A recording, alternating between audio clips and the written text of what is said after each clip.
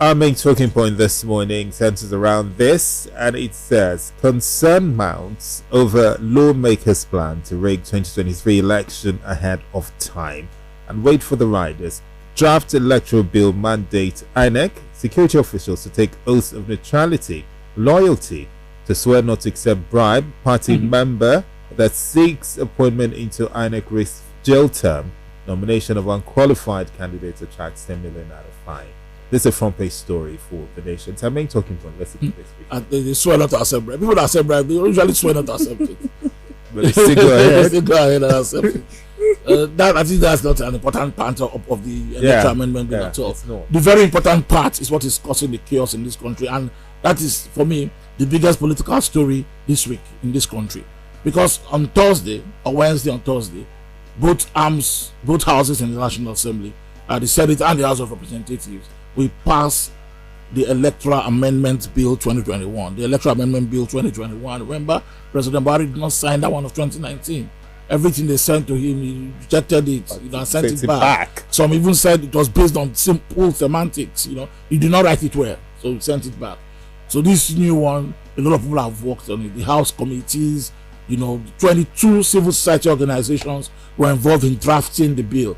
But what I hear is that the draft bill that was agreed upon by all the stakeholders is not what the National Assembly will pass on Thursday, dear cop. I'm hearing that what the National Assembly will attempt to pass on Thursday is a bill that first does not make a provision for the collation of results electronically or the transmission of results electronically. That is a disaster, because that was the one single outcome of 2019 elections that people complained about.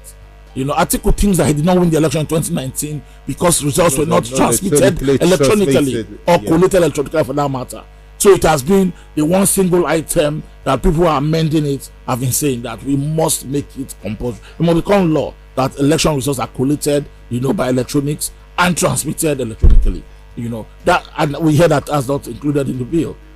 There are many other aspects, that people are already crying about. That this one completely negates, the spirit of an electoral bill that is modern. An electoral bill that will ensure that people who win election truly wins elections. So we'll see indeed what they pass on Thursday. But another crucial area, of course, there's the other part, financial independence of INEC.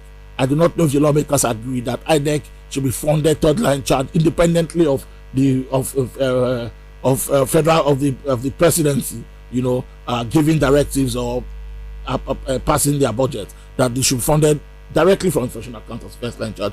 We don't know what that is, but it's another critical area of the amendment. And then there's a part of the amendments that gives INEC the power to decide on deployment of election security. It's INEC that will say, in this place we want the armed forces, we want the army. In this place only police. But today that doesn't happen. There's an election. In fact, the chief security election officer for the election is probably the brigade commander for Ikeja. He decides how they deploy security resources to elections in Ikeja. Those ones can be brought by politicians. So I don't know what people are complaining that in this new bill they have seen, that area still takes that responsibility away from INEC. If that happens, then this INEC as lame duck. They'll just send their election officials and materials. They cannot decide on how security is deployed. But the most critical part, again, another one, is campaign expenditure. Today the law says that to run for president in this country, you must at least not spend more than 1 billion. This new amendment is saying 15 billion. Oh my. Yes. It takes campaign expenditure for the office of the president from 1 billion to 50. We know that even that 1 billion, but they spend 100 billion only in Lagos alone, another 100 billion in Kano. We know that, but officially what's on the paper as law that you can prosecute against is 1 billion. So this takes it to 15 billion. Maybe to accommodate. So now that it's been taken to 15 billion, before 1 billion, they were spending like 100 now. They might spend more. For governors, it's 200 million to 5 billion.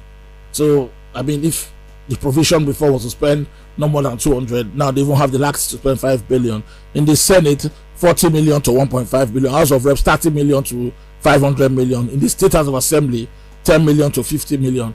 This excludes the Sorosoki generation. How do you call them? Sorosoki generation. That generation of people who want to contest election but they don't have money, popular. Youth. This negates their interest completely.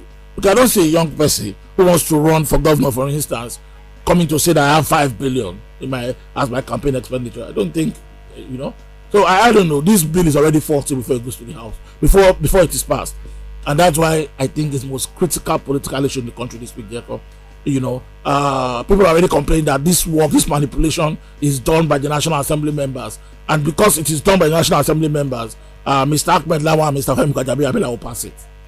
But we'll see how it pans out indeed. If critical stakeholders who worked on this bill think that things have been changed, they need to shout out now and reject it before it is passed into law. All right, back to your message. Did you enjoy this video? Hit the subscribe button for more. Leave a comment and like. Thank you.